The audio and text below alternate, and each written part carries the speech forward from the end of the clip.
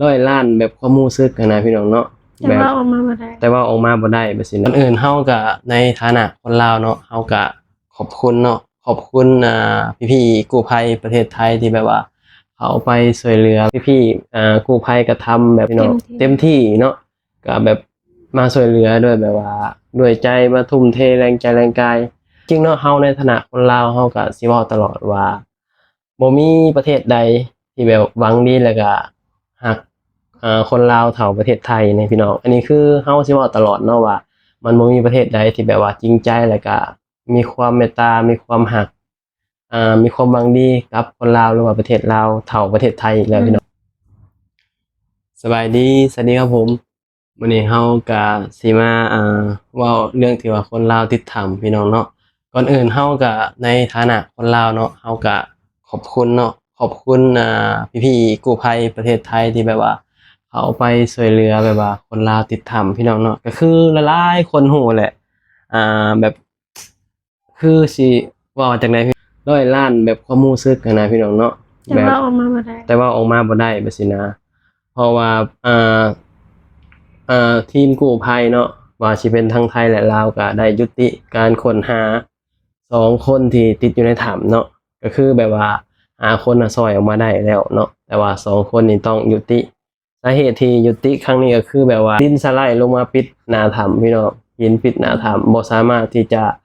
เข้าไปค้นหาได้และก็ความเสี่ยงสูงเนาะก็เลยยุติภารกิจค้นหา2คนที่ว่าติดอยู่ในถ้ำพี่น้องเนาะก็เอาจริงๆเนาะกู้ภัยพี่ๆกู้ภัยก็ทำแบบสุดความสามารถพี่น้องเต็มที่เนาะก็แบบมาช่วยเหลือด้วยแบบว่าด้วยใจมาทุ่มเทแรงใจแรงกายแถมยังแบบตอนกลับก็พี่ๆกู้ภัยก็ได้มอบเงินให้2ครอบครัวเนาะที่ว่ายังติดอยู่ในถ้ำแล้วก็มีเงินกู้ภัยแบบว่าทีมงานพี่ๆกู้ภัยประเทศไทยแล้วก็มีกู้ภัยประเทศลาวที่แบบได้มอบเงินให้2ครอบครัวที่ว่าติดอยู่ในถ้ำนี่พี่น้องเนาะก็เฮากันในฐานะคนลาวก็รู้สึกว่าซาบซึ้งในน้ำใจเนาะพี่ๆกู้ภัยคนไทยแบบนี้นะพี่น้องเอาจริงๆเนาะเฮาในฐานะคนลาวเฮาก็สิเว้าตลอดว่าบ่มีประเทศใดที่แบบหวังดีแล้วก็ฮักคนลาวเท่าประเทศไทยนี่พี่น้องอันนี้คือเฮาสิเว้าตลอดเนาะว่ามันบ่มีประเทศใดที่แบบว่าจริงใจแล้วก็มีความเมตตามีความฮัก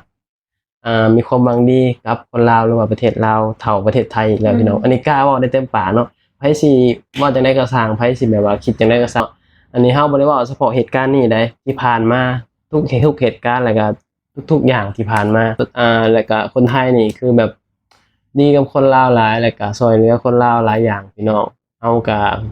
ซาบซึ้งแล้วก็รับรู้ทุกอย่างที่ผ่านมาพี่น้องเนาะก็คือเหตุการณ์ครั้งนี้แหละที่มาช่วยเหลือครั้งนี้ก็มาด้วยใจมาด้วยแบบ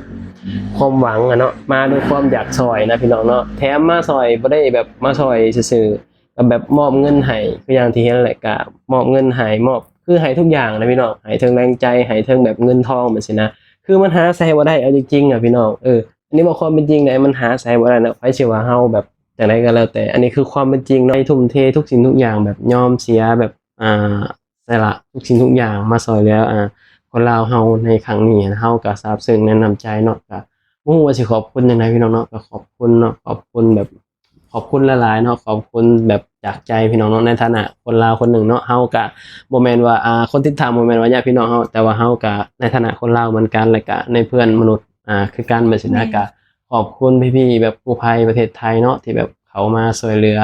คืออย่างเขาเว้าเลยเนาะเขามาช่วยเหลือทุกอย่างพี่น้องแบบคือทำแบบดีที่สุดแล้วพี่น้องเนาะแบบทำแบบว่าเต็มที่ที่สุดแล้วคือมันเป็นหยังที่แบบหนักหน่วงเนาะถ้าแบบหลายๆคนก็คือสิเห็นนั่นแหละแบบว่าเขาไปหมุดไปในรูทางที่แบบมันเสี่ยงชีวิตได้เข้าไปเนาะแต่ว่าพี่ๆกู้ภัยนี่ก็ยังเข้าไปคิดเอาส่ำนั้นพี่น้องเนาะบ่ต้องเว้าหยังหลายเนาะแบบคิดเอาส่ำนั้นทั้งๆที่แบบว่าฮู้อยู่แล้วว่ามันอันตรายพี่น้องแต่ว่าพี่ๆกู้ภัยก็ยังเข้าไปเอาชีวิตมาเสี่ยงแบบคือมันบ่ฮู้ว่าสิว่าจังไดพี่น้องเนาะความรู้สึกนะมัน100 ล้านคำรู้สึกเอาจริงๆพี่น้องเนาะแบบเฮาเห็นแล้วเฮาก็แบบว่าโอ้แบบบ่มีไผแบบว่าดีกับคนลาวเท่าคนไทยอีกแล้วพี่น้องเนาะอันนี้เว้ากล้าเว้าได้เต็มปากเลยพี่น้องว่ามีแต่คนไทยแหละที่แบบช่วยเหลือคนลาวตลอดเวลาเกิดแบบเหตุการณ์หยังก็แล้วแต่มีแต่คนไทยแบบเข้ามาช่วยเหลือเนาะมันอาจจะมีแหน่แบบ ดราม่ากันบ่เข้าใจกันมันกับอันนี้มันเป็นเรื่องธรรมดาเด้เนาะเพราะว่าขนาดแบบเฮาลูกพ่อแม่เดียวกันนี่ก็ยังบ่เข้าใจกันเนาะภาษายังคนเป็นล้านเป็นหยังสิแบบให้มาเข้าใจก็เป็นไปบ่ได้มันอาจจะมีแน่แบบดราม่ากันไทยกับลาวอย่างมันก็มีพี่น้องมันมีอยู่แล้วเรื่องแบบนี้หั้นนะแต่ว่าเฮามองภาพรวมแล้วก็เฮามองส่วนใหญ่แล้วก็เฮามองแบบว่ามองข้ามจุดๆนี้ไปหั้นนะเฮามองว่าคนไทยแบบว่าแบบใจดี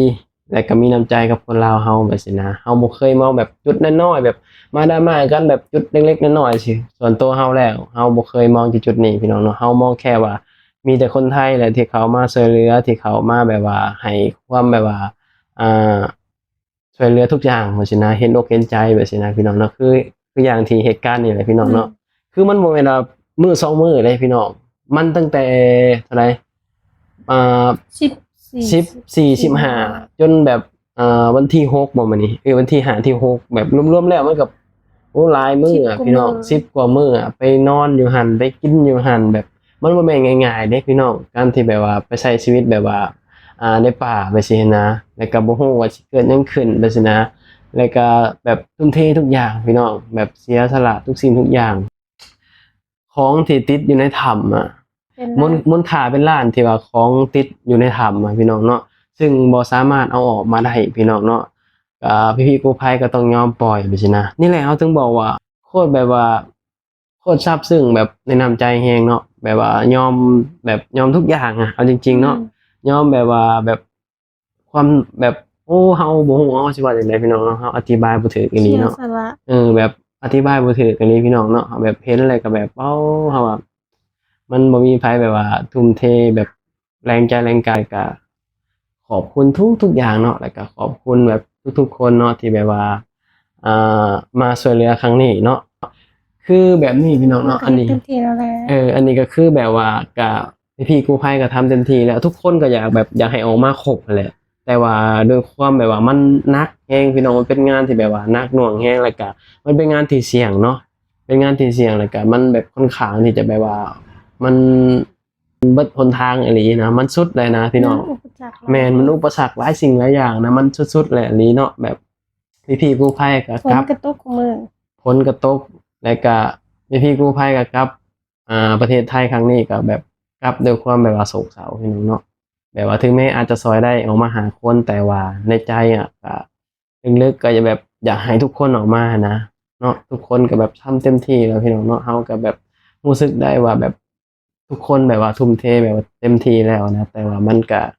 คือที่สุดแล้วอะพี่น้องเนาะเฮาก็เข้าใจพี่ๆกู้ภัยไปสินะว่ามันที่สุดแล้วมันบ่สามารถไปต่อได้มัน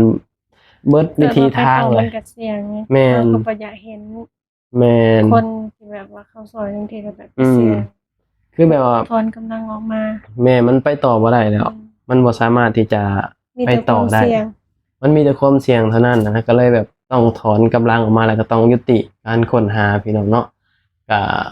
นั่นแหละพี่น้องก็เป็นกำลังใจให้เนาะสำหรับสองครอบครัวเนาะมันก็คืออย่างที่เห็นนั่นแหละมันสุดๆเลยนะคือมันสุดๆแล้วมันแบบว่าบ่สามารถที่จะอ่าปฏิบัติหน้าที่ต่อได้แบบเนาะเฮาก็